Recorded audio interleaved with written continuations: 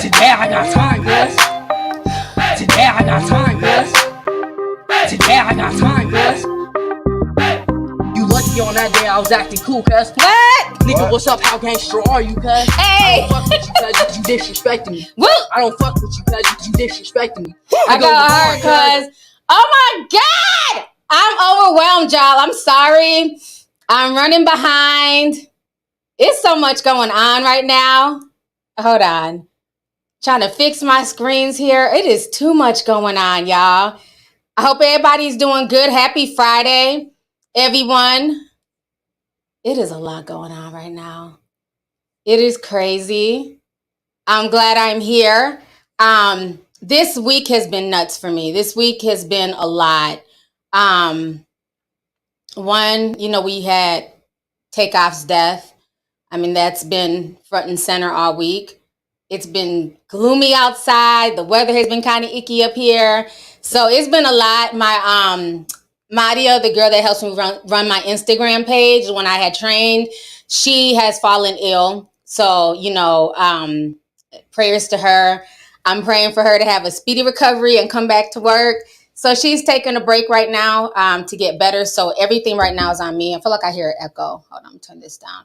So everything, I think that sounds better, is on me. So I'm trying to juggle posting the Instagram, and those graphics take a while. Like, we don't just post anymore. Like, everything is, that page is beautiful. Okay. It took a lot to get the page where it's at. So, I can't slip. Thank y'all. Y'all like the hair and the outfit? Thank y'all. I appreciate it. So I was busy doing that. We have extra people. I'm just trying to get all this out while I remember it right now. I now have extra people to help with the email. So Marquise now in there from Discord, Rejoice. So there shouldn't be as much backlog. So you guys should be hearing back from people who have sent emails. You should be hearing back, throughout the next few days. So I got more people to help with the emails. What else? I still need to edit. I now have to edit my live show just because I can't do it anymore, leaving stuff to other people's hands. So I'm gonna be trying to work on that this weekend so I can get, the first episode up. I'm also working on another deep dive. Oh my gosh, there's so much stuff going on, child. But I was like, we gotta do a live stream. I love y'all too. I'm like, we gotta do a live stream. It's a lot to talk about. Drake is really feeling himself. So we're gonna talk about it all. I just wanted to get all that out so y'all can just understand. Like, I have a lot going on. Okay, a whole lot. I hate it. I'm grateful, but it's overwhelming. So I just can't wait till, I'm saying my little team is back together and everything is cohesive and Madi is able to do what she has to do. Because things take a long time when it's just you. I mean, just creating thumbnails, all these graphics, people don't appreciate it. That shit takes a while, man. I forgot how long and how hard that shit took until I had to jump back in there and do it. Okay, so, oh yeah, David O's son. Now, Latik, I'm going to say this. I didn't want to talk about it, because he's a baby. But it's just very strange. Some of these artists got a lot of death around them, And there is a pastor in Nigeria that had told Davido to basically look after his son, to pray, and that something was going to happen to this little boy. And this pastor said this back in January. And then the baby drowns. So I don't know. It's a lot of stuff going on, a lot of spiritual stuff. The power of the tongue. We're going to get into some things today. We're going to get into definitely some topics. I want to hit on the Takeoff situation a little bit more as well. And matter of fact, I think I can hit on it with this topic. I'm going to kind of talk about it. But somebody says, please look into what's going on with the Mississippi River. I've been talking about the Mississippi River for weeks now. It's a lot going on. I talked about it a few streams ago. A lot going on with the water system in America. So let's start with let me start with this.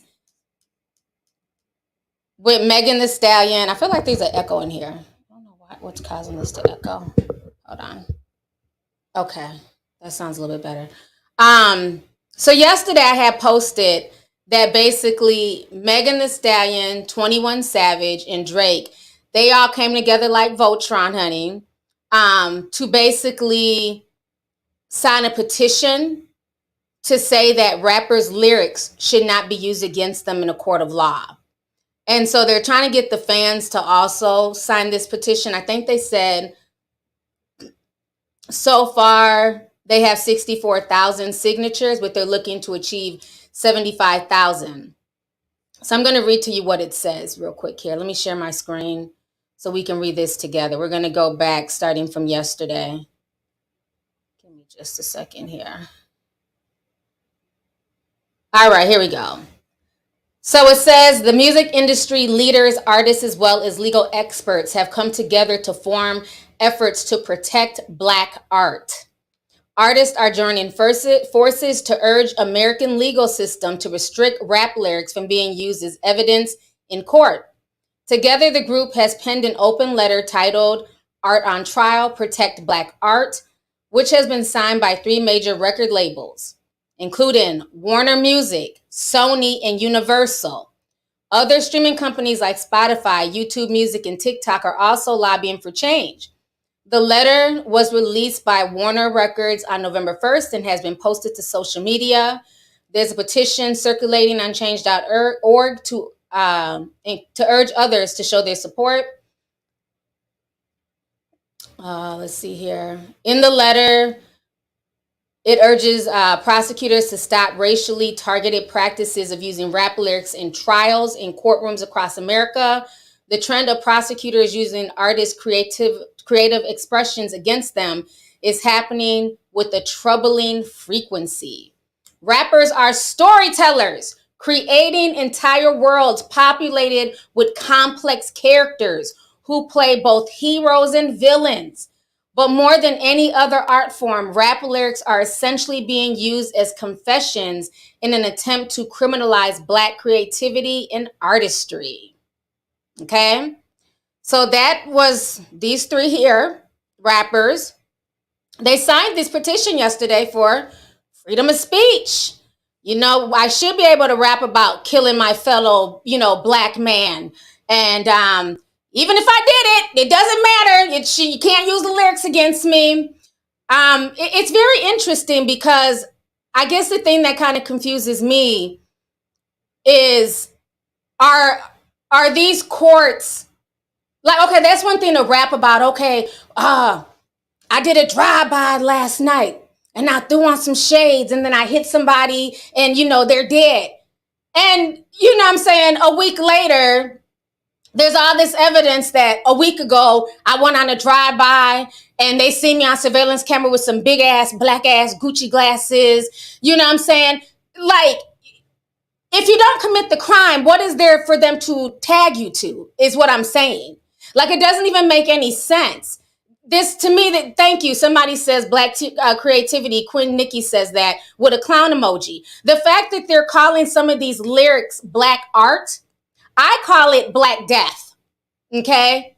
Now, what I find very interesting is that the major record labels are championing to allow these guys to keep rapping about killing each other and putting out this crazy frequency. And it's just words. It's just lyrics. It doesn't matter. We're just telling a story. But why the hell is it that the story that's always being told from Black art is always a story of low vibrational bullshit, death, just being unfaithful, having a bunch of kids, selling drugs, popping Molly, drinking lean? Because when I watch their white counterparts, the white musicians, I don't listen to Justin Bieber's music and then I get hype and want to go shoot somebody or pop pills or fuck a bunch of guys. You know what I'm saying? So I get it. I get freedom of speech. I get art. But I think at some point in time, people are going to have to decide, you know what I'm saying? It's a lot of double speak that I see. You got Boosie out here crying, talking about, being a rapper is the most dangerous job on earth. Bullshit. Okay? The energy that you put out there is what's dangerous. It's not being a rapper, because there are conscious rappers. There are rappers who rap about uplifting stuff, and they're not out here ducking drive-bys and chain snatchings. Okay? What I find interesting, and I'm sorry if I offend anybody, but I really don't care because you don't have to be here. I find it very interesting that words never matter when it comes to rap and the lyrics that are coming out of their mouth, right? Because words cast spells. And so when you're rapping and you're talking about death all the time and you're talking about shootings and when I see an op it's on and everything is just so violent. It's very interesting that these record labels and execs, they don't have an issue with those words. Those should be freedom of speech. They're lobbying now. They can't be used against them in court. But let me misgender somebody. Let me call a man, okay, who clearly looks like a man, ain't even attempting to even be feminine, a man because he sees himself as a woman. Those words hurt. Let me not use the right pronouns. She, they, them, whatever. That's not right. You're mean. You're being this, and that. I don't know. Maybe I'm bugging. Like I said, if you're offended, exit stage left. This ain't the stream for you. But maybe I'm bugging that it's funny that certain words offend and hurt. Oh my God, you called me a man and I think I'm a woman or whatever. I'm transitioning to be a woman. But let me rap about taking out your whole family, giving you headshots, smoking on Tuka. What else is the stupid shit they say? I'm a savage. I'm riding on the ops. None of those words, though, that actually cause physical violence at times in the hood, right? That actually spew a lot of nonsense and energy. Those are okay. Y'all got to see the games that are being played. Yeah, I said Tuka. I mean, and it's no disrespect because I was a baby, right? But I'm saying it because these are the words. Even when King Von died and I was doing my King Von live stream, remember they were probably DJ Academics, little chat niggas. That's what they call themselves. Remember, they were all in my chat talking about smoking Tuka packs. And I told you, I said, quit writing that shit in my chat. Don't come in my chat right now that we smoking on King Von packs or just whatever. I don't like that. Yeah, I remember they all came in here talking about they were smoking and all this weird shit. So I'm just repeating the stuff that the kids say. Okay? But what the point is, nobody seems to be bothered by those words. There's only certain words that seem to trigger, but anything that's, just low vibrational, that's just not good for the community, they're literally fighting right now to, this is black art. This is black expression. Okay? It's not. It's not. Words have power. Because remember, if somebody can cry because, you misgendered or you caught them the wrong pronoun, and that can get you banned off Twitter or just whatever they're trying to ban people for on social media. Why, when people say, hey, we don't like the fact that people are using, terms like smoking Tuka or, rapping about death constantly in rap music, we want more upliftment. Now there's all this fighting.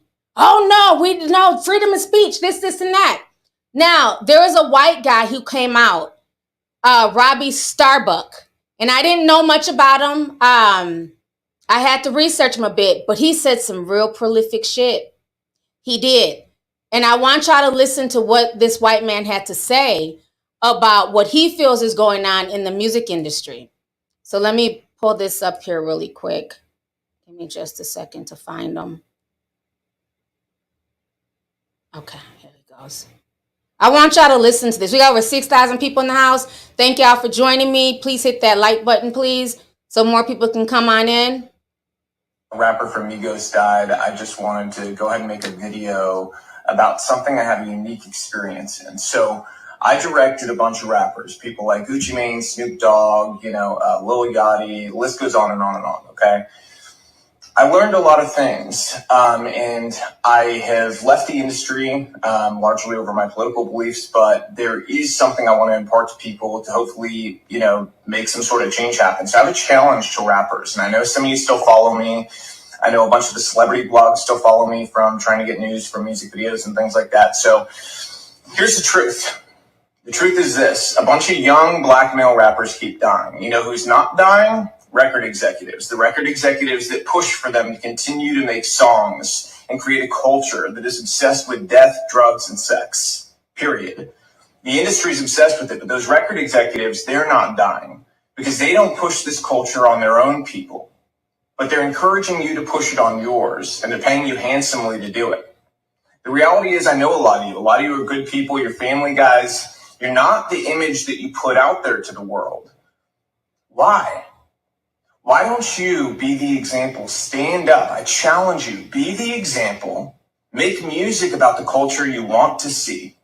Don't just get online today and talk about how, whenever a rapper makes it, his own people take him down. Don't just, in light of seeing that a rapper from... Okay, let me come back on the screen. So you guys heard what he had to say, and he was saying some truth. It says a lot. We have to be the change that we want to see. And again, it's not about, I guess, censorship for me or saying that people can't talk about certain things, right? Because I never want to get to that point in music where we can only talk about sunshine and roses and love, because every day ain't a good damn day. Okay, so we have good days, bad days, all that stuff. But where's the variety? That's the part that's bothersome for me.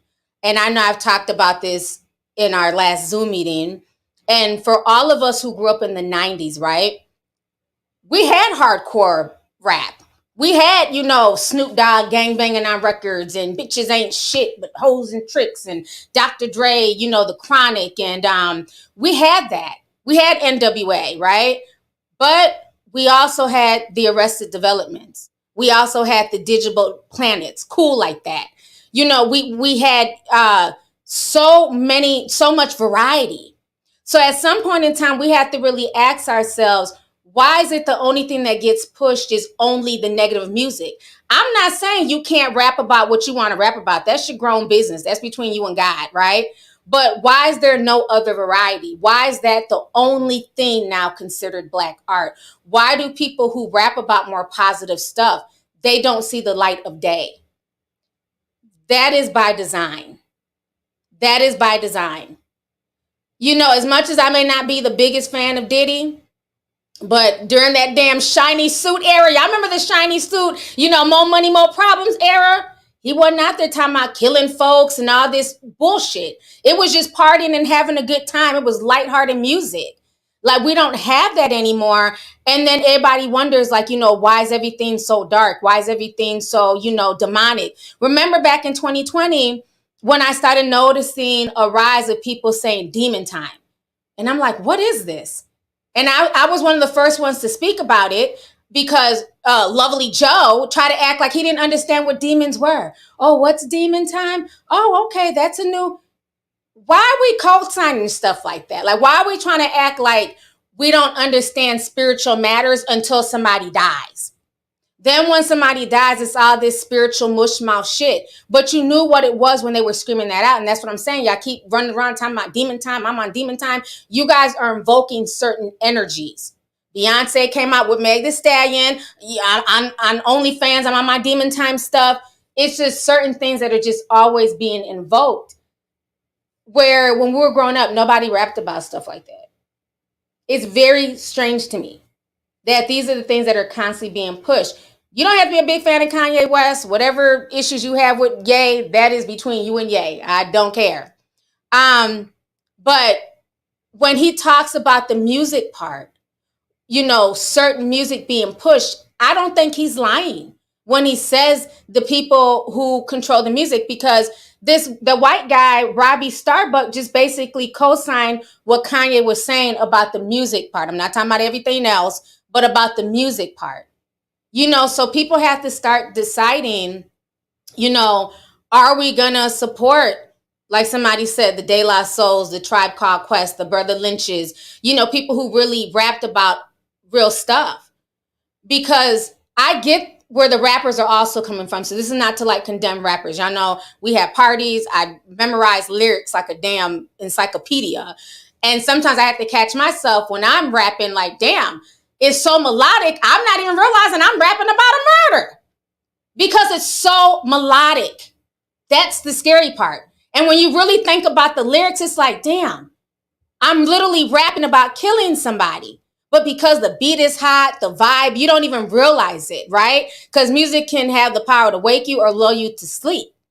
And so all I'm saying is that I feel like there should be a variety. I feel like if the industry supported more of a variety of positive and, you know what I'm saying, higher vibrational music, light music, you know, just party music, stuff that's not always so dark and about shooting and selling drugs and doing all that stuff, the artists would do that. They would make that type of music. But if nobody gets behind it and it doesn't get the push, they're gonna make what, because that's what art is. That's what the artists do. That's what these rappers do. They're there to make money, to feed themselves, to take care of their families. So if I'm making positive music and I'm saying this and it's not being pushed, it's not being promoted, you're gonna stop doing it. You know, so it's just really sad, man. It's just, I don't know. Like I just been doing a lot of thinking with the whole takeoff situation, and I've just made so many connections. Like I don't think I've been to sleep before 4 a.m. every night this week. I have not been able to sleep until like after 3 a.m., 4 o'clock in the morning. And then I'm jumping up at 8, 9 to start working. So I'm literally like running on E, right? But I just been thinking about like a lot of stuff with this. And it's just, it's sad because I know, I don't know every single song they put out, but I know, you know, a lot of their music. But it's sad because, again, he was somebody who wasn't involved in that type of stuff in the real world, right? Maybe in the rap world, he might have rapped about certain things or rapped about being about that life, but that was not Takeoff's persona. He was very much a homebody. He wasn't out like that, you know, and their family is heartbroken. And I'm going to leave it at that because it's not for me to really speak on. But this has like shattered a lot of people behind the scenes. You know what I'm saying? Like this is one death that a lot of people are just very much taking to heart. It's affected so many people because, again, he's never put himself out there like that. He's one entertainer I can say I couldn't tell you who he's dated. I couldn't tell you what he drives. I couldn't tell you what his house looks like. And that is one of the things that I did respect about Takeoff, is because he had that persona like an old school celebrity. See, when we were growing up, we didn't know what the hell Michael Jackson, Prince, well, I don't know, Kool Moe Dee, he just popped in my head. I don't listen to him, but Kool Moe Dee and just whoever. We didn't know what they did outside of making music. We weren't involved in what their kids look like. We weren't involved in their love life like that. We came and really gathered around to celebrate them when they dropped an album. But now a lot of these celebrities, they don't even know how to like turn it off and turn it on. They feel like they have to expose everything. And we have to know what they're eating for breakfast, who they're fucking, what they're doing. And it's oversharing and it's overkill. And that is one thing that I did really like about him, is that he had that mystique about him. That is what it is to be a celebrity. Because at this point, there's no difference. There's no difference right now between most mainstream celebrities, influencers, and regular people. Because of social media. There's none of that. Because we're just seeing them now as just regular people. They're going back and forth. They're arguing with fans. They're, you know what I mean? Drama. It's just always something. So to me, the word celebrity is so cheapened. It's like anybody can be a celebrity. You literally can just drop a song now. No real lyrical skill. Just be cute. And now you're a celebrity. You're a celebrity. You're a celebrity. Who wants to be a celebrity? You know what I mean? It's almost like Oprah giving away cars. It's been cheapened. And that's one thing about Takeoff, is that he really embodied what it was to be a celebrity. You really only saw him when he was out, you know, dressed, you know, down from head to toe. He really only talked when he was asked questions. You know, so the whole thing is just, it's very disheartening. But let me talk about the Jay Prince situation. I wasn't even sure I was going to hit on it, but I might as well because I'm talking about Takeoff. The Jay Prince situation, he came out yesterday with this long, oh God, just this whole dissertation. I don't even know if I want to read it because it's just long. Do I feel like reading it? T, you want to be Mother Goose? Y'all want me to read what I read? Because it, like, I literally had to, like, not read it, then go back and read it. Anyways, who remembers J Prince Sr.? Y'all gonna stop mixing these two up. Y'all gonna stop mixing up them three men. Y'all keep mixing up J Prince Sr., J Prince Jr., and Jazz Prince. These are three different individuals. Now, they all share a birthday listed a day apart, okay? Y'all know about my symbolisms and my numbers.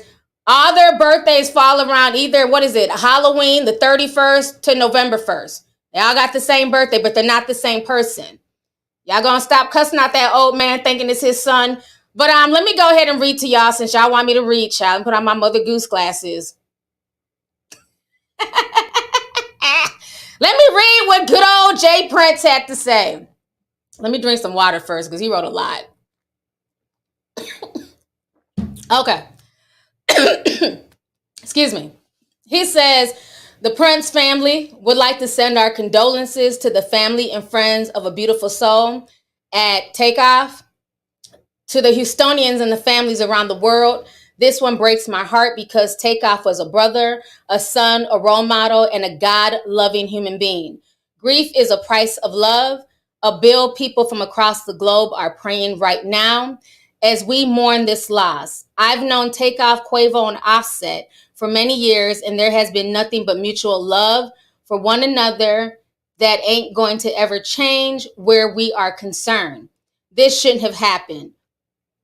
This shouldn't have ever happened in our city.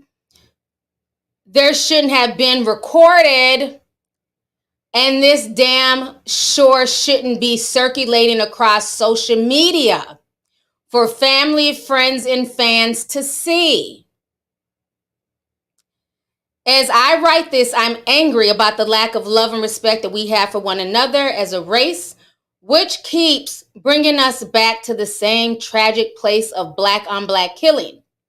They say Satan is the author of confusion, and right now there are a lot of lies and false narratives being spread by media whores. I consider myself a man that's quick to listen and slow to speak. Therefore, to whom is responsible for putting that bullet in my little nephew's head, let it be known that you can't hide behind me, beside me, or anywhere near me because I don't tolerate dumb shit. I speak the words not knowing whose bullet is responsible for his death.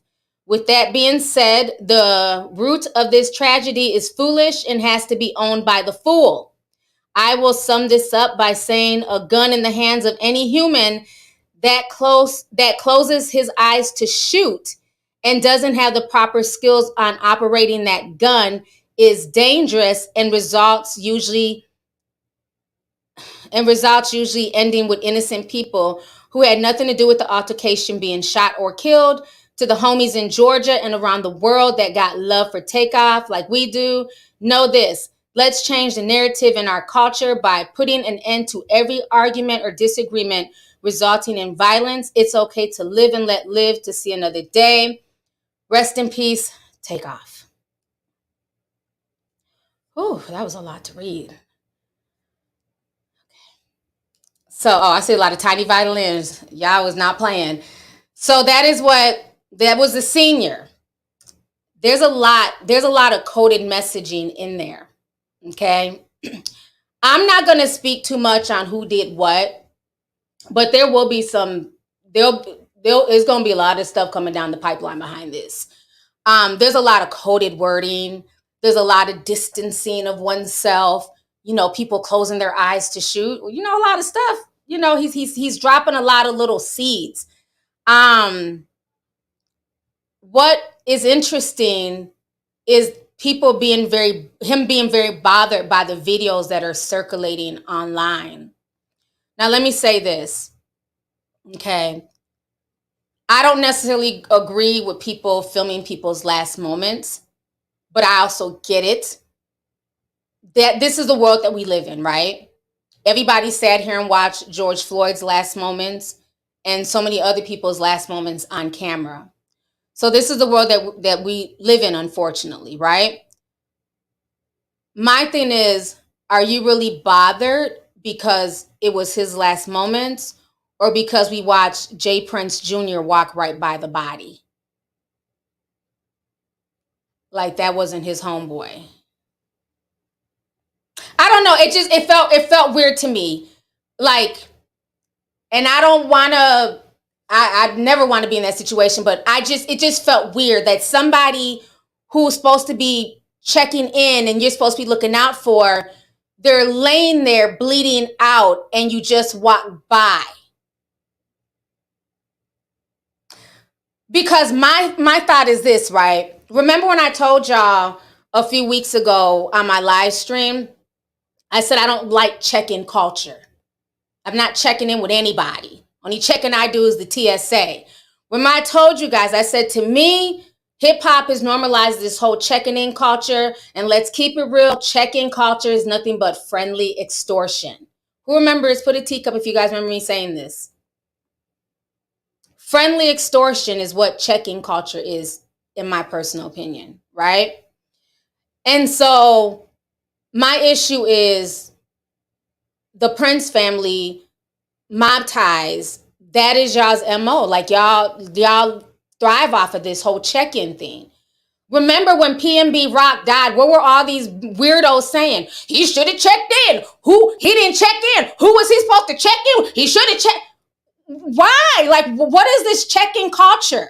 Y'all don't say this about Taylor Swift. Y'all don't say this about any white artist. And yes, I get it. Taylor Swift is in a different genre. She's a white girl. She can freely walk through Compton. And I get all that. But I'm just saying, we only put that stupid pressure on our black rappers and black celebrity entertainers that they have to check in for what?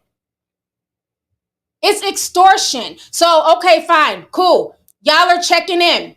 Remember, there was a girl, you were arguing with me on Instagram. Oh, T, you don't know what you're talking about. It's not like that. When they check in, they're paying for protection. I said, bullshit.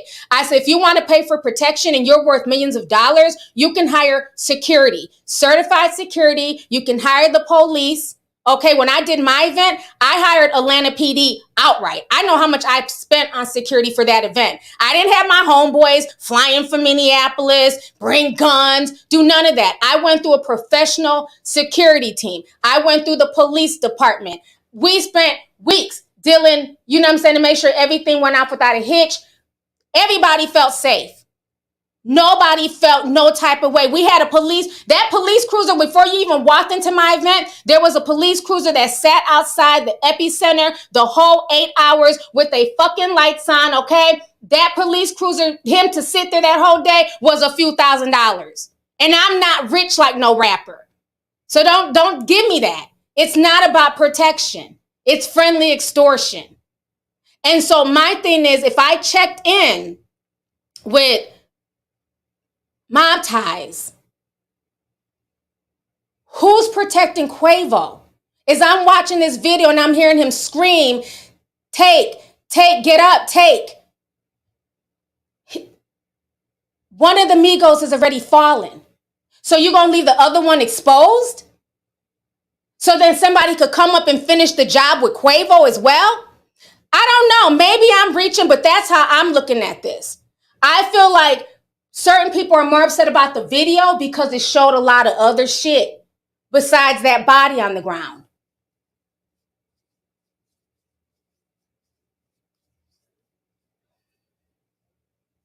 Let me calm down. Let me read some super chats. I'm sorry.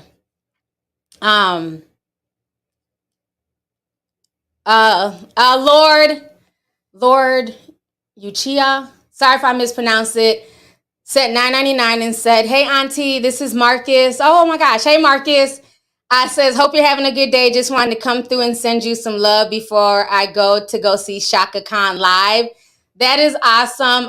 Yeah, my day is getting better. Thank you for the super chat and enjoy going to go see Shaka Khan. Let's see here. Kanisha Morgan. Oh, pronounced Kanisha. Oh, yeah, you got that weird spelling, but it's pronounced totally different. I remember.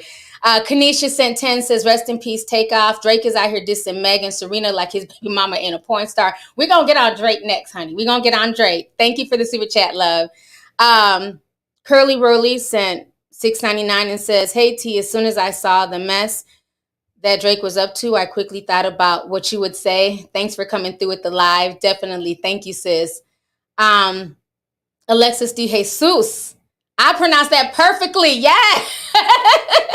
Says, always cash apping saying FYT, I love you. Your soon to be favorite trans tea sipper. I know that's right. Thank you so much. Drake better stop talking about my favorite deep dives. Thank you so much. I appreciate you, love. Yeah, I got some dope trans people who follow me, who are not sensitive, who understand, who have common sense. It's the ones who just want to be mad child, who cuss me out, whatever. But thank you. I love the trans folks and my LGBT folks who just have common sense and discernment and know that when I speak on certain things, I'm definitely coming from a place of love and education. So thank you so much. Let's see here. Deborah Kawan says, looking beautiful. I'm loving the deep dive videos. Thank you so much. I really appreciate that. I put a lot into my deep dives, so I'm really glad that you're liking them. Let's see here. Ty17 says, how about they sign a petition not to promote violence or incriminating themselves? Love you, T. Ding, ding, ding, ding. Now, Ty, you know that's too much like right. You know that's too much like right.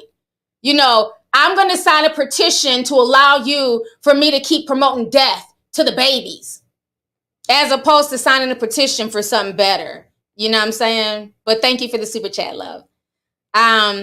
Lauren says F Drake and his weak ass 1970s Spanish Harlem silk suits. Not Lauren, just Drake and Drake. We ain't even got to the Drake section yet. Thank you so much, Lauren. Oh, y'all are funny. Kelton Adams says Champagne Thickums really tried it on that album. And this is why I love the tea sippers. Y'all just always make my day go so much better. Not Champagne Thickums. Y'all got jokes. Y'all got jokes. Okay, I've been on here for 30 minutes. I got to play an ad really quick. We have a sponsor. Today's sponsor is Green Chef. So let me play this ad. And then I also want to go ahead and get on this whole Drake thing. We got to talk about Drake. And I'm really grateful that I'm getting sponsorships now for my live streams because they tend to get demonetized. You know, when you speaking truth and shit. They're not trying to hear that. All right, commercial time, y'all. Give me just a second. Hey, tea sippers. So we have another wonderful show sponsor today. And today's show sponsor is Green Chef. Now, we all live really busy lives. Y'all know, honey, I stay busy, and I know you guys stay busy just as well. And it's to the point where it kind of gets hard to go grocery shopping and shop for healthy meals. But that is where Green Chef comes in. They have our back, okay? One thing about Green Chef that I really like is that they have now expanded their weekly menu from 24 recipes up to 30 recipes per week. So there's a lot of different recipes that you guys can choose from.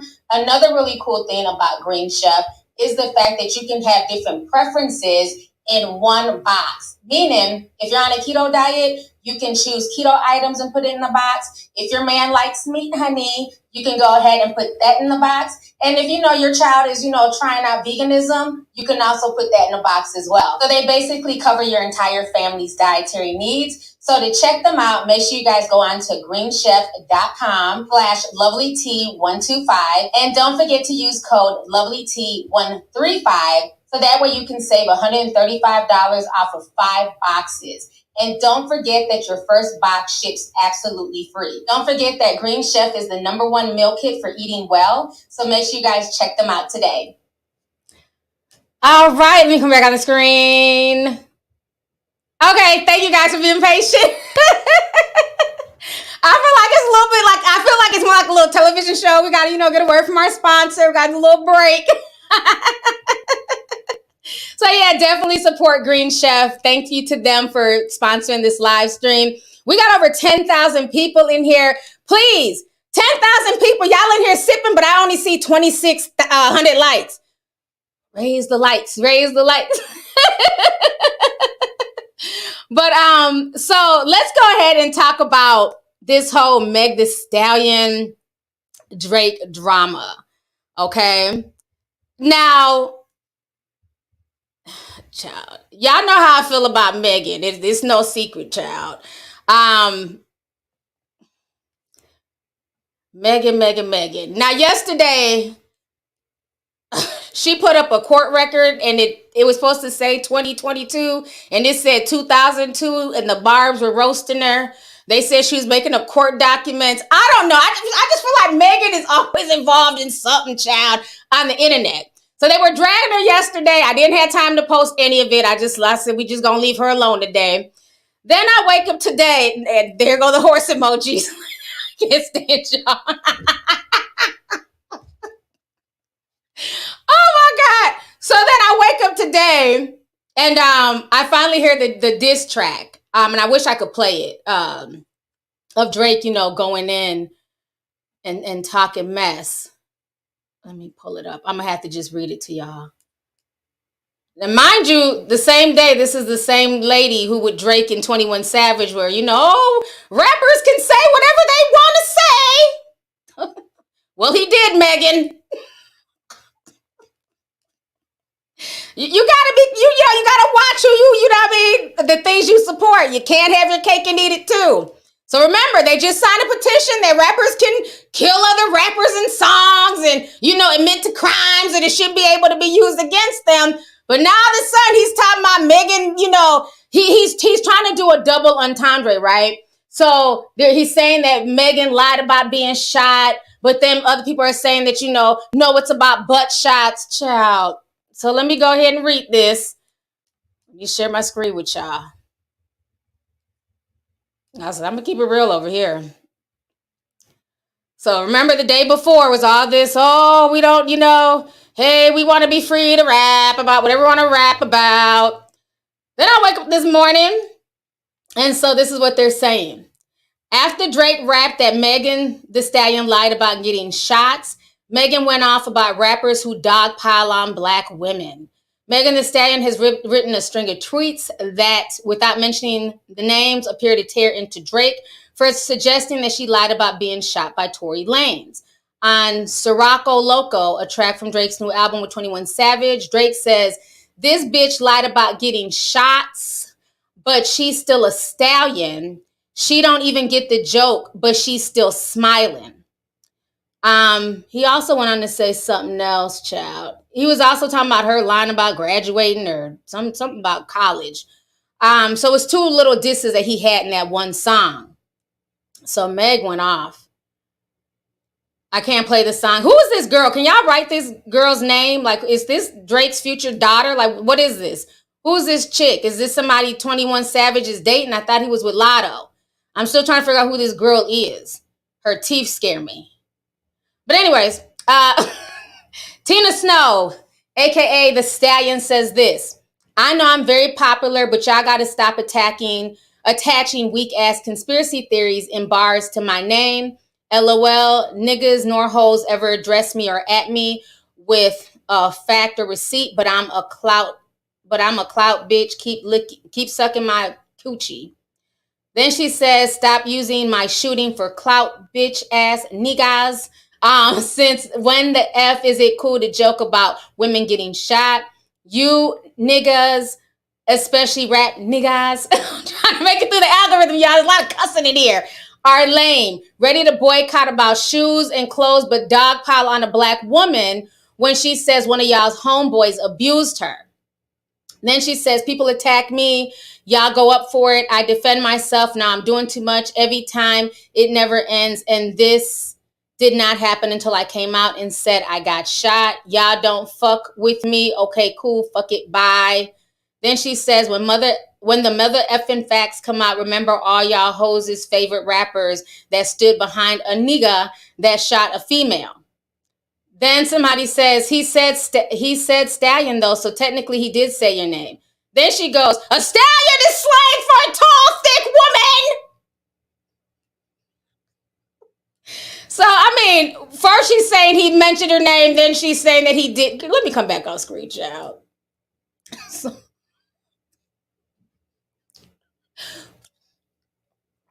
Okay, let me say this.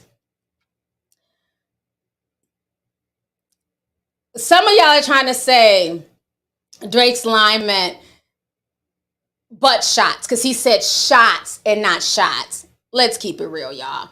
Drake was definitely throwing shade or shots, no pun intended, at Megan. He definitely was. He mentioned the word stallion. He talked about, shot or shots. It doesn't matter. And let's keep it real. Remember, the initial report says she got shot twice in the foot.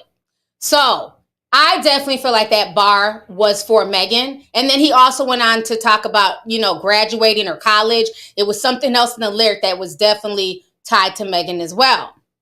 So this is my thing, right? Again, like I said early in the stream, we got to pick.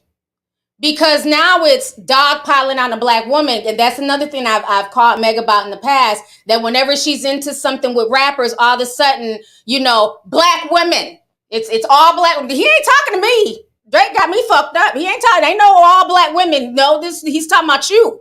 But she always tends to drag all black women, because that way, those are certain buzzwords and trigger words. So that way all black women be like, oh, you're attacking a black woman. You're attacking a black woman. My thing is this, right? All these people are rappers. She's a rapper, Drake's a rapper, and you just signed a petition yesterday, and you three were promoting that rappers should be able to say anything. So I'm confused. So you're not bothered when they talk about death and shooting and, smoking Tuka packs, but where you draw the line is him talking about you and your situation in a line. You get what I'm saying? So where does it end? So all this other more violent stuff is okay until it pertains to you. Now, do I think that he should be mentioning her or even mentioning her situation in his lines in his song? Absolutely not. You know what I'm saying? I think at this point, Drake is looking for clout. Drake is the old man, let's keep it real, in the club. He's still trying to, he wants to hang with the 20-something-year-olds and grab his nuts and act like, he's still that dude. Drake, it's been 10 years. You're the old guy in the club now. So let's keep that real. He's definitely doing this to push buttons. He's doing this to clown her. But my thing is this, Megan. I've seen female rappers disrespect you over the past few weeks. They done called you Bigfoot. They done said that you did something to Tiana Taylor House. Called you an alcoholic. Just all types of stuff. And she never seems to have smoke for this particular female rapper. And I would love for her to get into the, studio and write some stuff and, call out this rapper who keeps really messing with her low key. I don't know. I just feel like whenever it's a male rapper, she comes and she's, popping off and, black women this and, black women come protect me against this male rapper. But every time this particular female rapper, insinuates or throws shades at her, it's just, I'm going to just hit a like on a tweet. I'm just going to, agree with a tweet. It's never that same thing. So my thing is, it seems like people are only rappers and have that rapper bravado depending on who they're addressing. Because she knows Drake is not going to clap back at her on Twitter in a quote unquote disrespectful manner. And he's just going to, play the role of, well, it's in a song and it's music and anything goes. Okay. But again, should he have mentioned her? Absolutely not.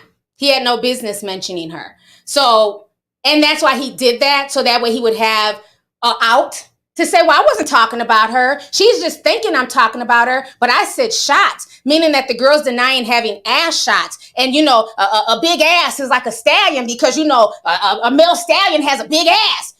So we know what Drake is trying to do. He's being messy. Like I said, as far as the whole shooting situation, I have no dog in that fight. I'm going to let the courts do what they need to do. But I just don't like the fact that black women always get drugged into this whole, we need to stand. As soon as it's one thing, as soon as I'm being attacked or I feel away, it's, oh, black women are getting dogpiled on. But the day before, y'all had all this solidarity for these, lyrics, low vibrational lyrics in rap. So again, and this ain't the first time, let's keep it real. Male rappers have rapped about disrespectful stuff towards black women time and time again. So we only going to call it quits now once it comes to Megan? What about the average black woman being called bitches and whores and things like that? So I don't know. I just find that whole situation to me very, very interesting. That she definitely has a lot to say whenever, I don't care if it's the baby, if like Drake, but when this particular female rapper, throws shots and does all this stuff, is see no evil, hear no evil. I guess. Something else I wanted to hit on too with this situation. Yeah, that's what it was. It's him trying to use clever wordplay. Now, with that being said, let's go ahead and segue into Drake and Serena Williams. Okay? Now, alpha male, if I'm biased, leave. I don't have to like any of your faves. I don't have to be a fan of your faves. If you don't like the commentary, go. Exit stage left. That's my opinion. Okay? Now, as far as this situation that's going on with another black woman, Serena Williams, and, her husband, Alex Ohanian. Sorry if I said that wrong. Drake is really feeling himself. Old man Drake. He's looking like the old guy in the club, and he's just trying to start stuff and get his name out there. He can still rap, don't get me wrong. But the diss to Alexis is very interesting. Very interesting. Now, we can't play it, unfortunately, but let me just read to y'all what was said. Okay? So, okay, he says, Drake and 21 Savage, new singles called Middle of the Ocean. Drake raps, sidebar, Serena, your husband's a groupie. He claims he don't got no problem, but no, boo, it's like you coming for sushi. Okay? So he was throwing shots at this grown man who's married, who's done nothing to Drake. So Alexis finally replied back because he's like, I'm not no punk. You know, punk. I'm gonna defend my wife. So he comes back, he says, the reason I stay winning is because I'm relentless about being the absolute best at whatever I do, including being the best groupie for my wife and daughter. Bars, Alexis, bars. Okay? And Serena came and she wrote, she has little heart emojis and stuff like that for her husband. I thought that was sweet. Then I posted this beautiful picture of Serena, her husband, and her beautiful daughter. Look at the smiles. Look how everybody looks genuinely happy. The energy feels light and bright. Look at this big old smile, her smile, the baby, being raised in a healthy 2-parent household. Now let's see what Drake's picture looks like with his child. Oh, shit. Baby mama, she grinning from head to toe. Happy as hell, she got away from crazy Drake long enough to keep this pregnancy. Y'all see that big ass smile? She knows she don't won the damn lottery. He wasn't able to abort this one. She got this in the bag. Baby confused. He don't know Drake like that. This is like the first time he's really meeting the daddy and being around him. So the poor little boy, cutie, he's confused. He's like, Dad, I don't know if you're still hiding me from the world or you're hiding the world from me, Dad. I don't know what's up, okay? Drake is looking like he don't trust either one of these people. He doesn't know the little boy yet. The baby mama done, oh shit, she tried it. And also, let's not forget this. Baby came out with blue eyes. I guess Drake thought he was a dark-skinned black man. He forgot that he was half Jewish and his mother has blonde hair and blue eyes. He made this porn star. Remember, this lady's a porn star. You can see her on Twitter right now. Old porn, sucking dick. So, this lady's a porn star, right? He made this woman take a DNA test, not once, not twice, but 3 damn times, okay? Because the third time's the charm. The third time is when it really tells me, like, damn, I done fucked up. I really am the father. How dare you? How dare you come at Serena and her husband? First of all, Serena's not a rapper, so let me make that clear, the distinction between Serena and Meg to me. Serena's not a rapper, okay? Alexis is not a rapper. Serena is one of the best female tennis players to ever do it. From childhood, from the streets of Compton, okay? Really from the hood. Okay? Not in a little middle class suburb, safe and sound. She really grew up in the hood. Okay? Alexis, rich, co-owner of Reddit. They've been together for years. They got married. Drake, you dated Serena and you let her go. Serena wanted to be with Drake. Remember they caught them out on dinner and stuff like that? But the problem is Serena didn't fit your rap aesthetics. Y'all know the rap aesthetic? I gotta have an IG model, a freak. I gotta have somebody who looks like a particular image on my arm. Even though he raps like he cares about women like Serena, my black queen, in his old music, not the new stuff. My black queen and, women and love and heartache and oh my gosh and oh, I'm so sad and oh, I just want to be in a relationship. Remember, I used to be one of the biggest Drake fans. Don't forget. He even had me fooled. Remember, there was a few years you couldn't say nothing bad about Drake in my comment section. I will own that. Like, there would not be no Drake slander. That was me a few years ago because I was such a big fan of the music and I really thought that was his persona. I really thought he was speaking, his truth. And I love the fact that he was talking about love and he wasn't talking about killing other black men 24/7. I love the fact that he was putting out positive music. But then what do we know? It was all a persona. Per Meek Mill, I guess they said somebody was writing the music. What wasn't Drake? Per Meek Mill? Ghostwriters and all this other shit. Then we start to see the real Drake, right? Because the music Drake is one thing. Then I'm starting to notice, well, in the real world, you tend to be with these strippers and Instagram models and, people that I don't think you want to, and this is nothing that y'all know I fuck with the strippers. Y'all know I fuck with the IG models. A lot of y'all support me and I love y'all. But the way he raps, he acts like he wants to bring home a certain type of woman, right? To his mother. The average person, until they really get to know you for you, they're not necessarily just going to bring home a stripper like, Mom, look, my new stripper girlfriend. Let's keep it real, right? Or even if you're a stripper, they'll hide that from their parents for a while until the parents can get to know you for who you are and then be like, yeah, well, she works as a stripper. They're not going to just introduce you right off the bat like, yeah, that's my stripper, girlfriend. So he's rapping about the type of woman that he wants to introduce his mother to and that, that he wants to be with. But then when I'm seeing him on the blogs, I'm like, something ain't math in here. Like, Drake, what are you doing? And this is me as a fan. Not me wanting to date Drake or no shit like that, just as a fan. A big fan. I went to his concerts. I spent a lot of damn money on Drake, streamed all his songs. And I'm like, it's not matching. Like, you dated Serena. We were all cheering them on. Oh my God, they look great together. This can be something. Okay, things happen. Y'all are not together. Cool. But it just seemed like remember for a while, he was caught up in all of those pregnancy scandals. It was like 3 women. They were all claiming to be pregnant by Drake around the same time. We have not heard from that Lacey girl since. Ain't nobody seen her. Vlad said she was pregnant. Vlad TV said he had a conversation with her and she was really pregnant. Per Vlad.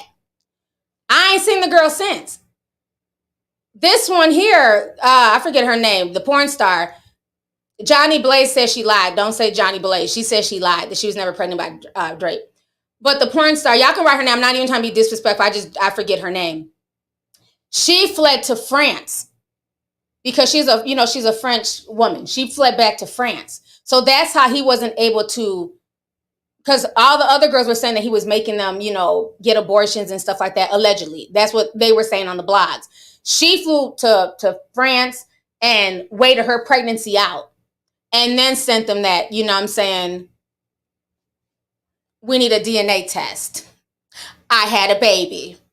Because when he seen the baby's picture, he didn't think that was his child because the child had blue eyes. He told LeBron James in the shop on HBO, I DNA tested her 3 times. So to me, Sophie, thank you guys. Sophie, that's her name, Sophie. Sophie Laveau is her name. Okay, Laveau. Okay. I'm going to call her Sophie Laveau. So it seems to me the fact that he has an issue and he's throwing shots at Serena, who's not a rapper, her husband, who's not a rapper, he's projecting. That's what I get from this situation. He is projecting. He wishes that he could be in that situation, raising his child in a happy home. And I'm not saying that Sophie's not a good mom, because I will give her this, regardless of what she did to get Drake, she stays out the way. She's not messy. You don't see her on social media talking shit.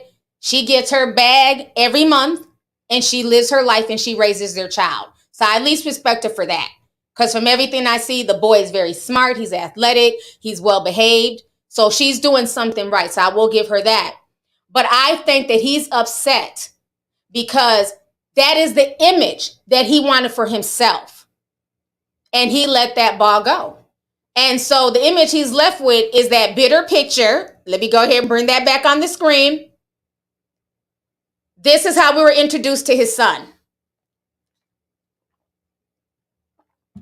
Meanwhile, our good sis, Serena, got married, had her daughter, and her husband is right there. And she's being raised in a happy, healthy household. And I think Serena might be pregnant again, if I'm not mistaken. I think she's on baby number 2. I might be wrong. I thought I heard that somewhere. And I just really think that he's projecting. And for Alexis to not be a rapper, he had bars. That was better than any diss track I've heard thus far in all this foolishness. He had bars. He said, that's fine. I'll be a groupie for my wife and my daughter. Your baby's mother was a whole porn star groupie. You didn't meet her in high school. This was somebody on the block. She was a porn star. So how you gonna call her husband a groupie? What about your baby's mother? Child, the projection is real. Okay, good. So she is pregnant again. I wasn't sure. Okay. I thought I had heard something about that. So like I said, so for me, that is the difference. I don't think he should have mentioned Megan's name at all. Just leave her alone and let her case go through the court system. Y'all just leave her alone at this point. But Megan is also a rapper, and Megan is also signing petitions for freedom of speech. So make it make sense. So if that makes me biased because I'm looking at something with common sense, so be it. It is what it is. Make it make sense. But with Serena, he was absolutely wrong because she's not a rapper. Serena doesn't talk about him. Her husband doesn't talk about him. Nobody talks about Drake. They move in totally different circles. You're out here 30s. Well, is he 30 now? Like 32 or something? Running with 21 Savage and, trying to run with like all the new little young drill guys, and boy, bye. Drake is coming off a little bit petty and bitter. Now, let's get to the Kanye situation. We got over 12,000 people in here on this Good Friday. Thank y'all for joining me. I hope y'all are enjoying this stream. I'm just keeping it real. These are my thoughts and opinions. Oh, he's 30. Oh, hell no, not 36. Woo! I didn't know he was that old. And ain't nothing wrong with getting older, honey. Okay, nothing wrong at all. That is a blessing. So I'm not saying it like that. I didn't realize he was 36, though. Drake, you need to grow up, sir. You are too old to be running around here with the little Dirks and the NBA young boys. And oh my gosh, he is 36 now. That is so funny. Yeah, it's coming off like he's trying to get, he's trying to create a buzz. Because remember that album, that one that he dropped this summer? Triple wood in my book. That EDM nonsense, that was trash.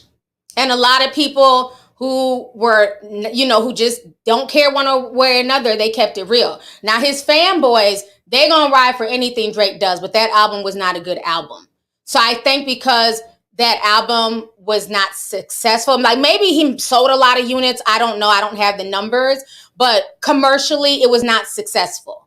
Like, I don't even know the album's name at this point. Y'all can write it because that's how much I just, like, Take Care. There's so many other albums that he's done that you still know the songs that you memorize. I don't even know what this album was that he dropped this past summer. So y'all don't know either, huh? Okay, all right.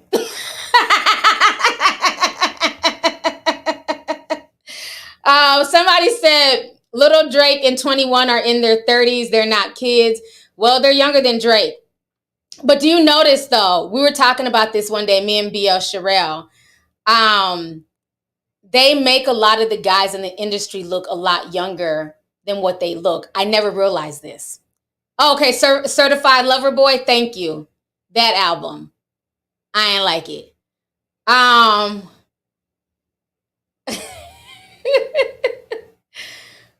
She was saying that they purposely make them look a lot younger because for whatever reason, I always forget that a lot of these guys are now in their 30s. Because I'm like, Little Dirk still looks like he's 21 to me. Soulja Boy will forever be that 19-year-old kid, 21-year-old kid, even though like he's like in his mid 30s. And so she said, look at all the guys in your life that are in their 30s. You know, like 28, 29, 30, 31, 32. Most of them all have facial hair. And I was like, huh? And so when I went to like, my cousin had a big baby shower on the 1st of October. So all the cousins were there. And so they're all around like these rappers' ages, you know, like all the younger cousins in their 30s. Everybody either had mustaches, beards. Most of them looked their age. Even if they looked younger in the face, they had facial hair. And I said, now it makes sense. Like I never really looked at it like that. But they make a lot of these guys look a lot younger than what they are. Because again, so that way the youth can look up to them a lot younger. You know, I mean, a lot longer, excuse me. Because they make them look so young. So you forget that a Dirk is 30 or 31, however old he is. But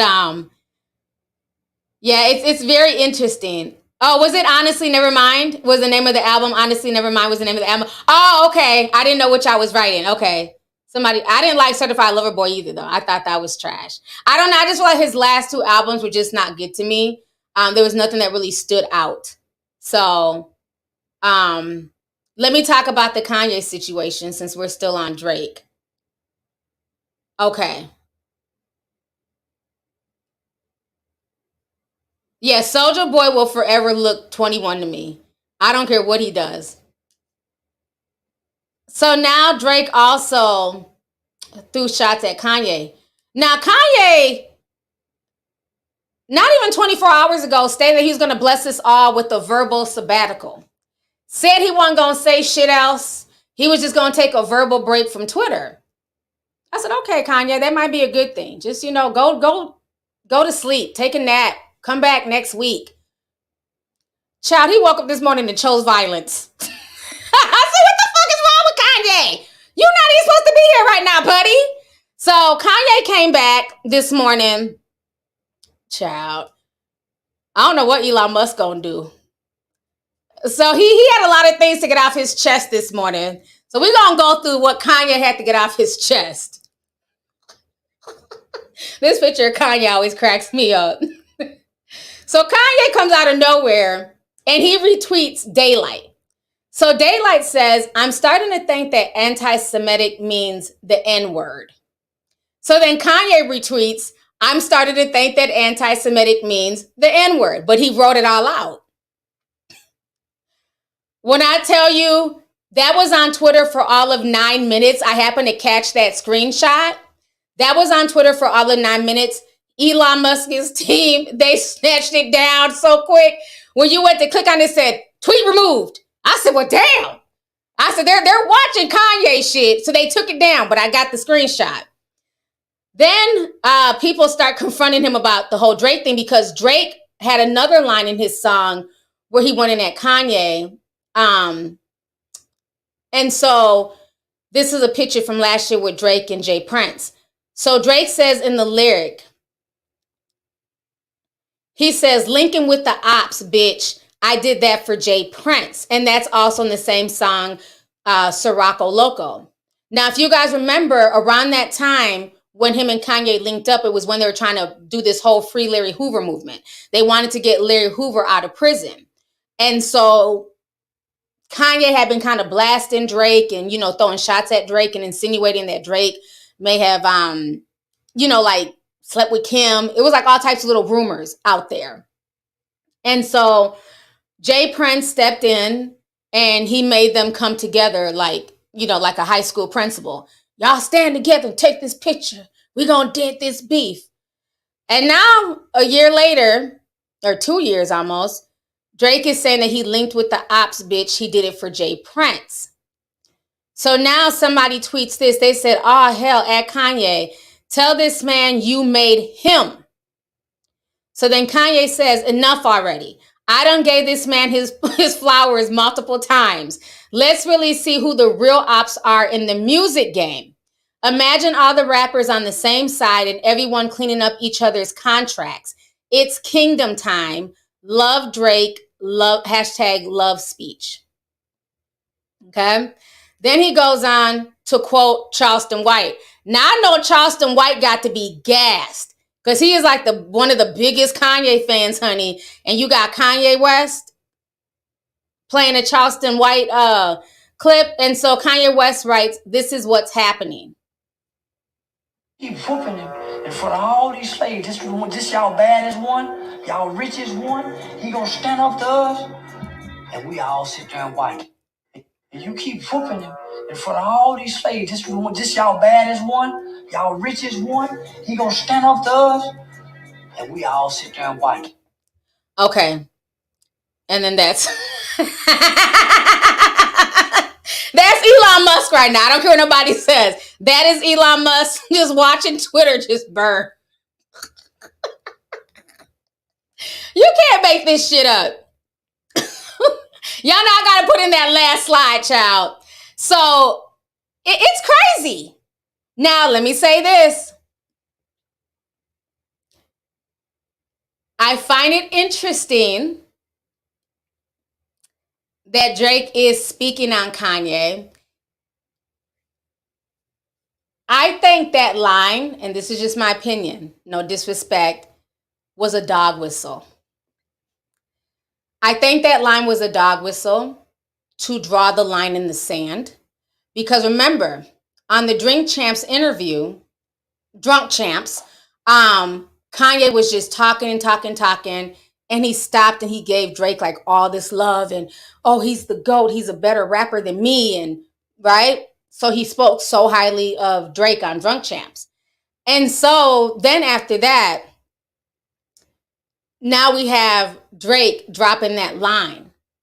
To me, that is a dog whistle because Drake is, of course, he's half Jewish. His mother's Jewish. And I think he put that line out there to show the record execs and other people that Kanye's the op. Now, can I be mad at Drake? No, because he's half Jewish. Like, that is his ethnicity. You know what I'm saying? That's his religion or whatever. So, of course, but he's doing it in a subtle way. He doesn't want to lose the black folks either, right? He does, because if he came out and just really went in on Kanye, like, you diss the Jewish community, you got life messed up. When I see you, you gonna get stuck up. Look at me try to rap, right? Let's just say he did that, right? If he just went in on Kanye on behalf of, half of his community, it would, have a lot of the other rappers side-eyeing him. Like, okay, well, any other time you're Black Drake. What's this? So I think that was kind of like a dog whistle to kind of show, like, understand you a op. You're dissing and disrespecting my people. I don't know. That's how I'm. Y'all like my rap? I got bars. I felt like that's what that was. Like, he's drawing a line in the sand and he's telling them, he's dropping his little Easter eggs that I don't care. He said, I'm the GOAT and I'm a good rapper. I don't stand with his anti-Semitism. Hence why he called him the ops. And put it on Jay Prince, like, yeah, Jay Prince made us meet. It wasn't because I'm genuinely a fan of Kanye or that I genuinely want a relationship with Ye. So yeah, that's exactly what I got from that. And like Kanye said, I've given this man his flowers time and time again. How about we come together and talk about these contracts? Well, he's not ready for that conversation. He's just going to call you an op, get his bag, and keep it moving, okay? So, yeah, Drake is on, he's on the road, honey. Look, somebody said, Deja says, T, you're on to something. Thank you so much, Deja. Yeah, Drake is definitely, he's drawn a line in the sand, and he's letting his peoples know. And I'm not mad because, like I said, he's a biracial man. And that's why I always say that it is okay to call people what they are. There's nothing wrong with being multiple ethnicities. There's nothing wrong with being biracial. And sometimes when you are biracial, you have to pick a side. You have to, do what's right. So I believe that's what that was. But he said it in a way where it's, edible for black folks, using words like op. But the people that he's talking to, they're going to get the message that I don't F with Ye. I don't care what Ye says. You know what I'm saying? I don't care if he gives me props. This is where I stand. So that was a dog whistle.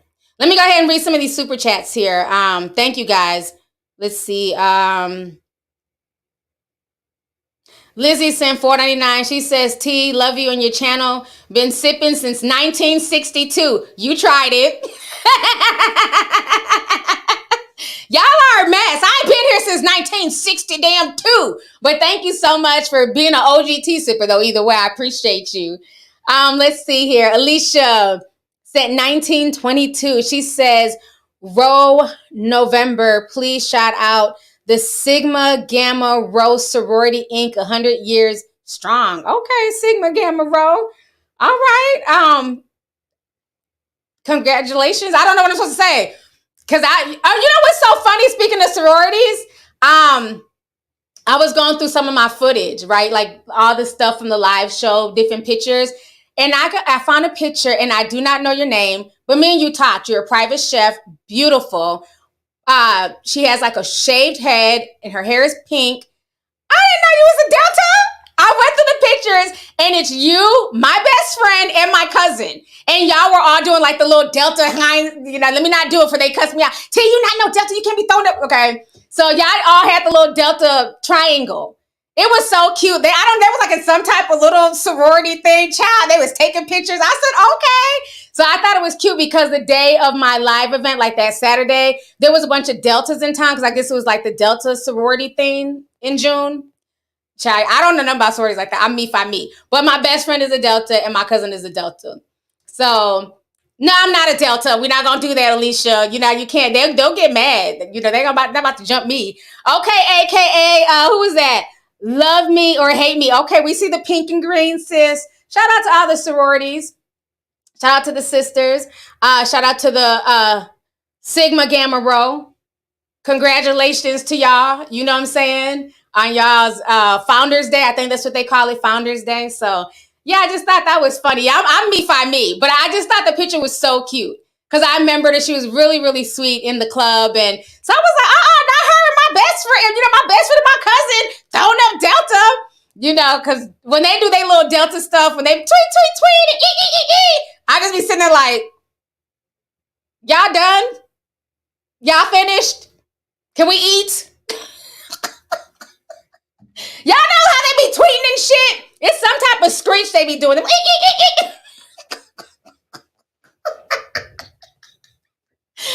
been out here too long. Yes, they be cracking me with them little screeches. I'm like, okay, we see y'all. Some type of, I guess they got their own little dog whistle.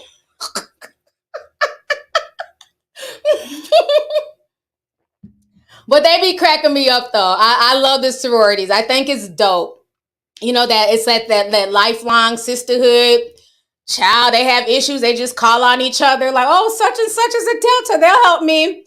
I'm like, can you put in a good word for me? No, you're not a Delta. I'm like, oh, okay, all right. I love the camaraderie. The only people I have are the tea sippers. So they got the Deltas, I got the tea sippers. Let's see here.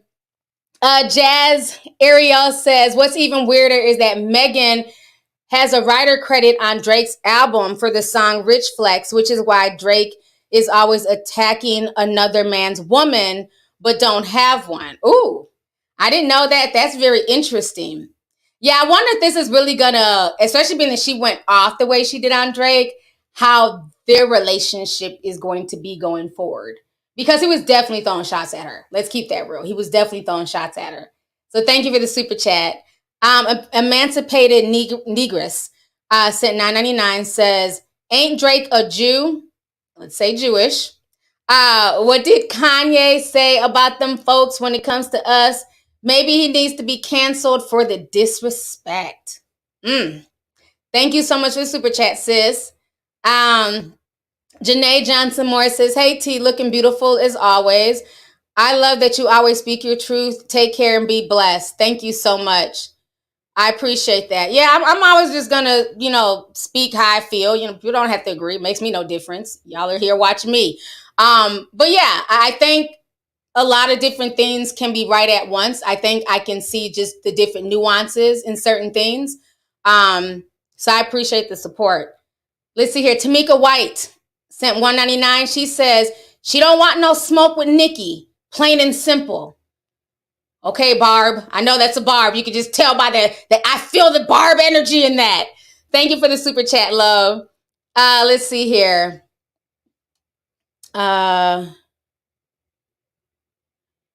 Nick PJ, Sim 499 says, no shade, but why every time Meg or just anybody gets attacked, people love to bring others involved? Black women, people of color, LGBT, etc. It's annoying. I don't know. I definitely agree. And especially when it's rap. That's the thing. Like, don't be screaming for black women. He's disrespecting me. Ma'am, I'm trying to eat dinner. You better get in the damn booth with a pen and a pad. Since you write, diss his ass back. I just don't get it. As soon as somebody is upset, oh, where's the LGBT? No, stand on your own shit. Have your own back. Say what you gotta say. But people love to drag other people into their shit. It's just weird. And I just find it very interesting when it's like the rap community. I find that very interesting. When people are supposed to be rappers, they won't rap. They just tweet all day and go back and forth. But thank you for the super chat, love. Mikhail Rucker sent $2, says, hey, boo. Hey, Mikhail. Thank you so much. It's on, baby, says facts, T, and those rap men disrespect a lot of regular women in these videos, and Meg be real quiet on that until it's about her. Thank you. I'm glad you peeped that. That's what I'm saying. Like, you can't have your cake and eat it too. If we all got to gather around you with these capes, this is just a napkin. Oh, but we'll act like it's a cape. If I have to, put on my little cape and, fly, what about the regular rappers who go in on black women and disrespect black women, or say crazy things on social media? So I just find it very interesting. Let's see here. Antoinette Bailey. Hey, Antoinette, says Canadian Doll had the nerve to talk about Serena and her family. That part. Like I said, he's projecting. That's what that is, sis. And also, please check your email. They're supposed to be getting back in contact with you. There was some stuff got lost in the shuffle, but check your email. So thank you, sis. Eric Hampton says, hey, T, why is it people have a problem with Drake dissing, something that rappers do often? Eminem has done the same thing for years, dissing every damn body, and nobody cared. This is rap, not an opera. Boom. My point exactly. And that's the part, like I said, we got to make it make sense. Like, either people are going to be able to rap and say what they want, they're signing petitions and all this stuff, or there's a cutoff depending on who it is and what we like and don't like. And that's the part that doesn't make any sense. That's why I said, for me, Megan is a rapper. She's in this industry. So rap, respond on wax to him. You know what I'm saying? But Serena and Alexis, they're not rappers. They don't talk about Drake. So that's a big difference. But yeah, Eminem, he couldn't get away with half the stuff he got away with in the past. Oh, Eminem would be the most canceled person. He'd be the most canceled person on earth. If that's what I guess for us, because we grew up in that era, it's very strange. Like, all this, I need backup. Like, I always tell y'all, I do this myself. I don't need co-signers. If I say something, I can stand in it. I got that good credit. I don't need co-signers. And so it's very weird when I see an industry where as soon as somebody feels a way, they want all their fans to run, or they use their fans as like pit bulls. such and such, y'all go get them. And the fans go running. How about you stop sicking your fans on people and actually go write a rap? Go drop an album. It's just weird. Everybody runs behind these little groups as opposed to just, making it about the music. If this was the 90s, Little Kim would have been in the studio already. Okay? Remember, Tupac called Little Kim ugly. Quick to snatch her ugly ass off the streets. Did Little Kim cry? Did she say black women? He said we're all ugly. Bitch, he wasn't talking to me. Okay? I'm in school getting my education. Wasn't talking to me at all. He's talking to you. He said, Little Kim, quick to snatch your ugly ass off the streets. And what Little Kim do? Did she cry? She got in the lab with a pen and a pad and went in on Tupac. That's all I'm saying. You can't be a rapper one day and brag about your rapping skills. And now, they're mentioning Stallion and shots. Now they're saying, oh, I can't handle it. I'm sorry. Now when I watch Little Kim be disrespected by grown men in the industry, Foxy Brown, I don't know. Maybe we're just in two different generations. I expect rappers to rap. People who don't rap, leave them alone. Let, Alexis and Serena live their best married life. Okay? But Megan, I need her to rap. That's all I'm saying. Pen and a pad. Let's see here. Thank you for the super chat. I don't know why the little Kim thing just came in my mind. But now, Little Kim, man, she used to hold her own. For real. You know what, Alpha Male, you gotta go. You're blocked. Because now you're just trolling. Alpha Male says, not T taking up for Drake over a black woman. So you missed the whole part where I drug Drake for Serena, who's not a rapper. So because I'm expecting your fave, Mr. Hottie, to actually go into the studio and write a rap and actually, since she writes and she can rap, to actually respond back to Drake on wax instead of trying to drag black women into her mess. You're in your feelings. Enjoy the block party. Okay? So because I don't like people who are trying to sit here and spread false narratives. Because we literally just drugged Drake for an hour. And called him out about the dog whistle for Kanye. So you're a clown. But see, this is why a lot of people don't like hotties. Because y'all are the ones who sit there and y'all gaslight this girl instead of holding her accountable for certain things. That's all y'all do. Like I said, respond back on wax. I just gave her a whole bunch of fucking topics that she can drag Drake on.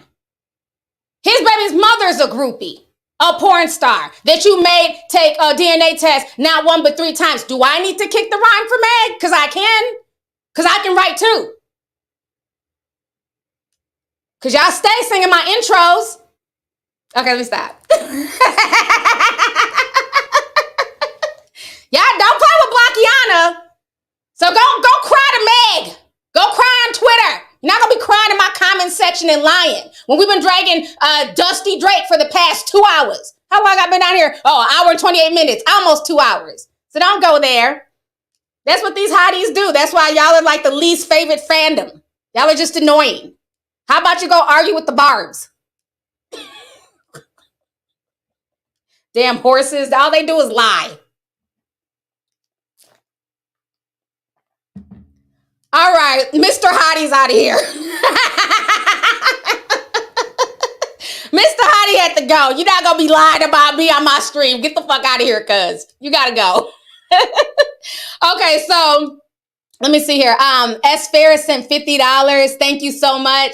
They say, I felt that, sis, but ain't nobody ready for that. Love the fall look. Thank you so much. I appreciate you. I didn't even see this. Black Sands sent $100. Thank you so much, Black Sands. He says, T, I just wanted to send you some love and support your way. I love how you are constantly making people aware of conversations that need to be had, not only in hip hop, but across the board. You are so welcome, and thank you so much. I really appreciate the support. Kate the Great, what's up, Kate? She says they ain't ready for that conversation about music, boo. Say it louder for the people in the back. How are you feeling on this Friday afternoon? Love the outfit and the hair is hot. Thank you. I feel happy. I feel like even like better right now. So I'm having fun on this stream. Let's see here. Jill's review says those videos are the only clues that the police have and the only chance the family can get justice. Sounds like he knows more about the situation than he's saying. Fake message. Okay, you talking about Jay Prince. Yeah, it's something definitely going on with that. But thank you for the super chat. Cam says Drake calling Serena's husband a groupie when he was Rihanna's groupie for years. I forgot about that, sis. Please go has several wheelchair seats, Jimmy. Thank you so much. Let's see here. Bio Miss Flores says you better drag him by his fake abs. I forgot about Drake having fake abs. That is funny. Jazz Ariel. Hold on. Oh no, I read that one. Okay, Forever Your Leo says, I remember when Drake broke up with that video vixen, Mahala Michael, a while back, and she came out and said he's not who he portrays himself to be. Yep, I remember that situation too. Thank you so much for the super chat, love. Let's see here. TJ Bernie says, if Drake got Rihanna pregnant, trust he wouldn't be taking multiple DNA tests and hiding the pregnancy from the world. Facts. Facts. That's why I said, like, that whole line was just really corny about, you know, Alexis being a groupie and all that stuff. And his response was perfect because you are supposed to be, you know, in the words of Drake, a groupie for your family, period. So his response was perfect. I liked it that. Let's see here. Kayla says Drake's ghostwriter knew what he was doing and Drake did too. Alexis Ohanian got that big energy though. Yes, he does. Thank you for the super chat, love. And that's the thing that's like really bothersome because for years, so many people thought it was okay to clown Serena. Like, can we have an honest conversation here? Like, how many of like a lot of these rappers and, you know, even black male entertainers, right, in the industry were checking for her or Venus? You know, Serena tried. She dated several black guys. But it seems like ever since she got with her husband and she, you know, is dating interracial, it seems to have bothered people. And the fact that she's in a healthy relationship, she's married, she had her baby. She's like, no, I'm not going to keep being, you know, mistreated and not valued because I don't have a certain aesthetic or I don't look a certain way. Kudos to Serena for finding real love and just moving on with her life. So now I don't agree with them or him, dissing her or her husband. I just think it's silly. For what?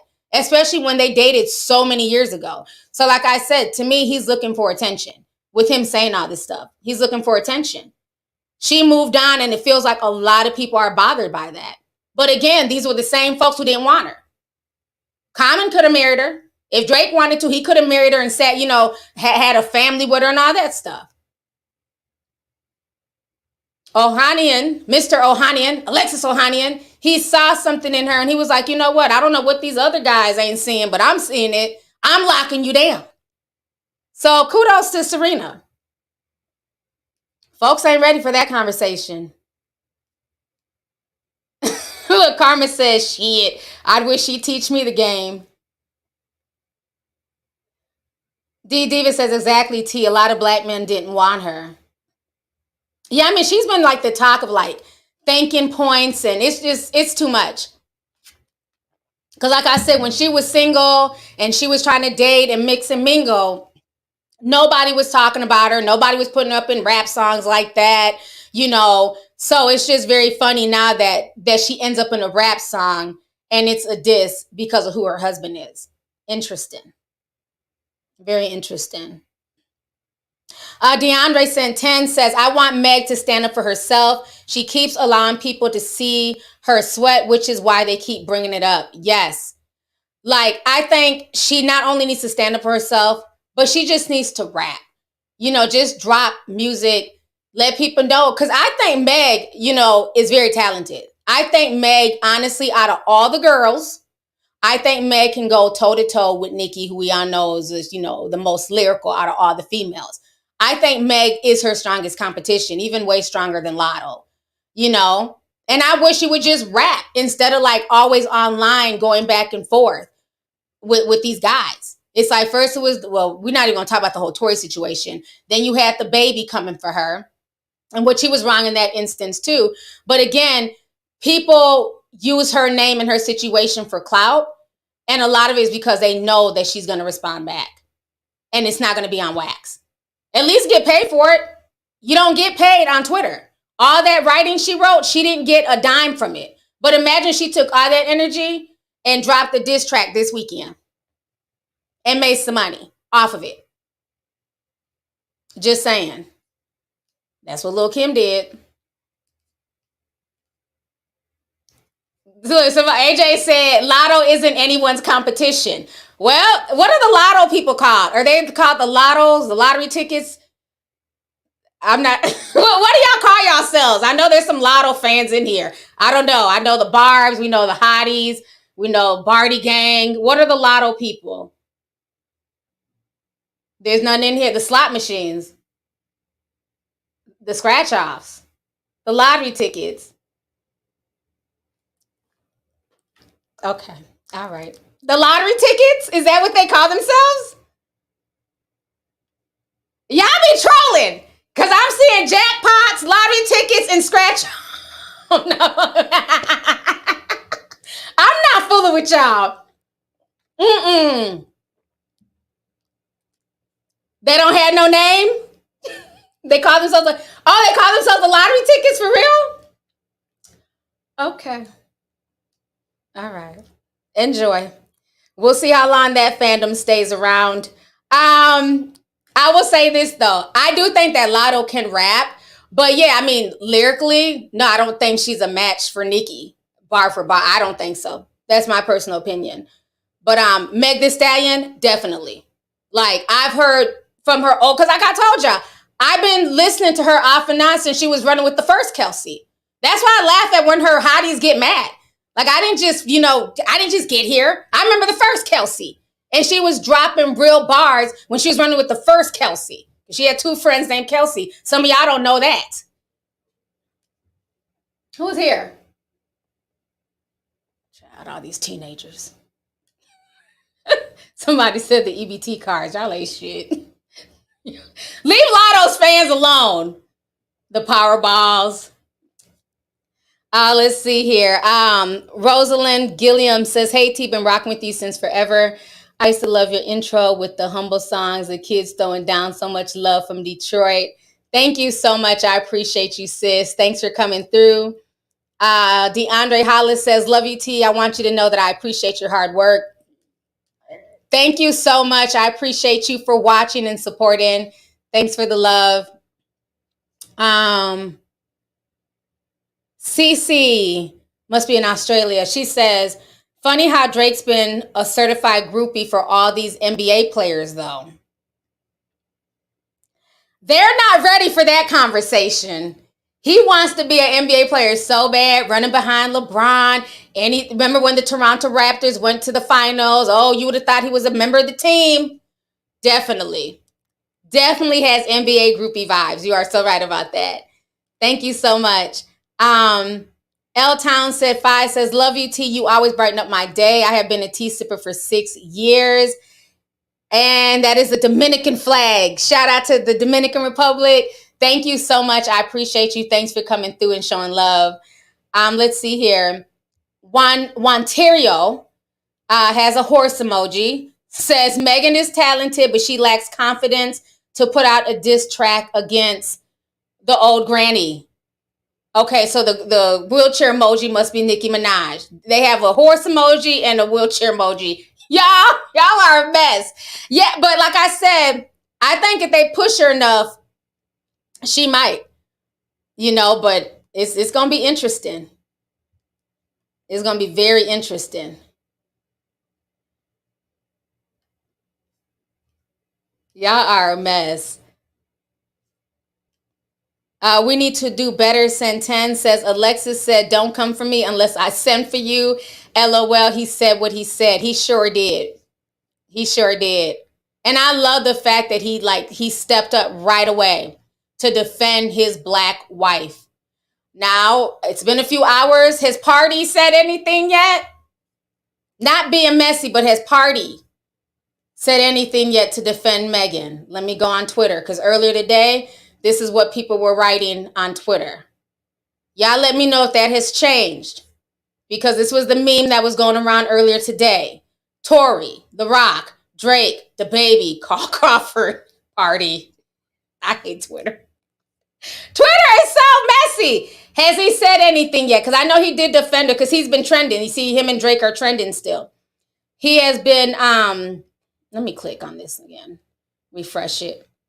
I've been waiting to see, because I know he went at the baby for her. He did do that, which I was happy.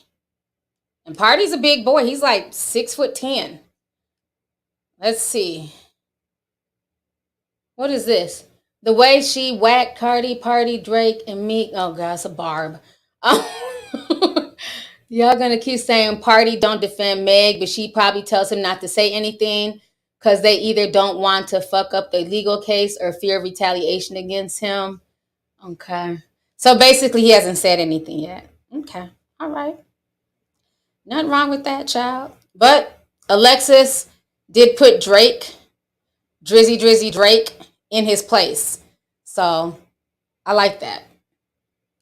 Party, do you consider Party a rapper? I don't know. I know he's a writer. He writes. So I mean, you could say he's a rapper too. I've never really heard like his album or anything like that, or if he has an album out, but I know he writes. But that's who she's dating. Somebody says, why is The Rock on there? I don't know. What was that about? I hope that ain't the wrestler Rock. I don't remember them getting into it. Oh, Party has albums? I haven't listened to his albums. Y'all are messy. Talking about Party B. You have listened to his album, Party B. Y'all are messy. We know he be helping to write. That ain't nothing new. The Rock likes Megan. Yeah, I don't know why they had The Rock on there. I don't remember them beefing. You know, people be messy. Okay, let me see. I think I've hit on everything. I've been on here for an hour and 40 minutes. Let me make sure I got all my topics. Okay, I did talk about that. Oh, real quick, before I go. Did y'all hear about Kyrie Irving? Honey. They suspended him. If you guys know, we posted this last night. And they suspended him. So, last week, the Brooklyn Nets point guard Kyrie Irving shared a link to a documentary called called Hebrews to Negroes, Wake Up Black America, that claims that modern Jews stole the religious heritage of Black people, lied about the Holocaust, and generously quotes books and sources widely considered anti-Semitic. Yesterday, after donating $500,000 to a Jewish organization and releasing a statement taking responsibility for offending Jews, Kyrie refused to give a yes or no answer about being anti-Semitic. Now Kyrie has been suspended for 5 games without pay. So this caused a lot of controversy yesterday on Twitter. Let me go ahead and read to you guys a statement.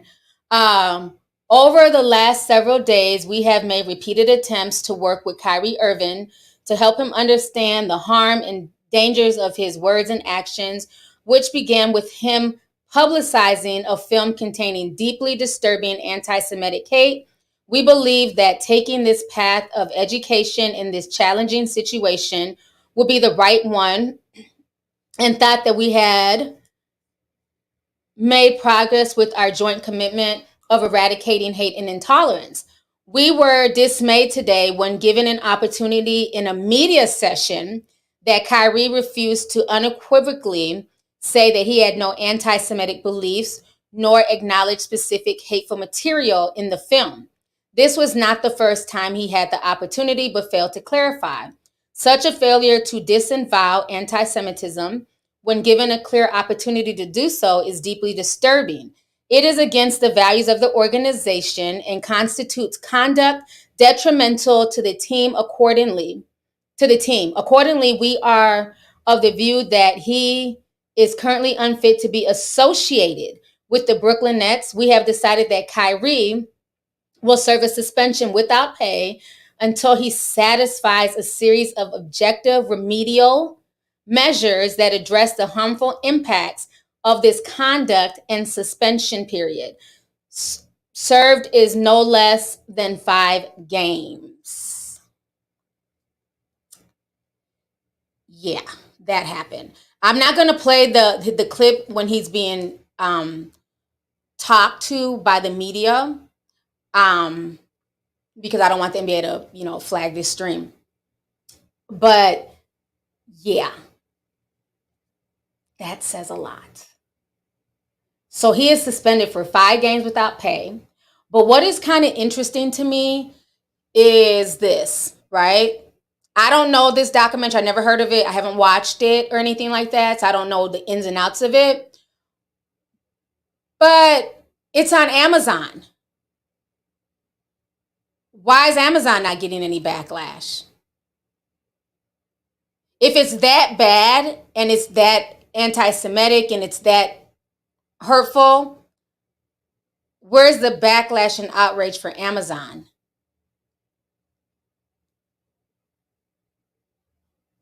So there's no backlash for Jeff Bezos? Oh, okay.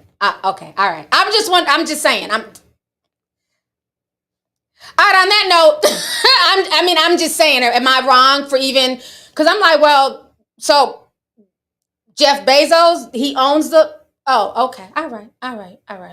Okay, well, this whole conversation's above my pay grade. So on that note, I am out. But thank you guys so much. Let me read, let me see here. These last few chats here. I'm gonna just shut up.